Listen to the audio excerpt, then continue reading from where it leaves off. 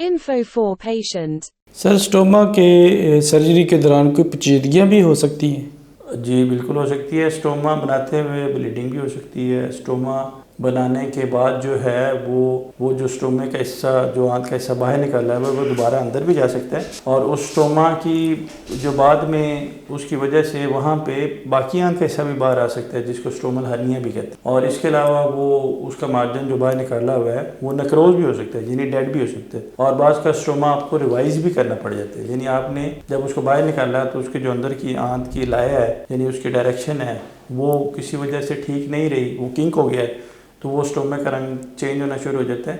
Healthy جو colour ہے pink وہ نہیں رہتا، تو اس کو دوبارہ ریوائز بھی کرنا پڑ جاتا ہے. تو بعض کا یہ ہے کہ اسٹوما فارمیشن کی لوکیشن ایسی ہوتی ہے کہ اس میں اسٹوما بنایا ہی نہیں جا سکتا، پھر آپ کو وہ ساری آنت وہ جگہ جو ہے نکالنی پڑتی ہے اور پھر اسٹوما اوپر لے جانا پڑتا ہے. تو یہ اس کی بہت ساری ٹیکنیکل کمپلیکیشنز ہو سکتی ہیں.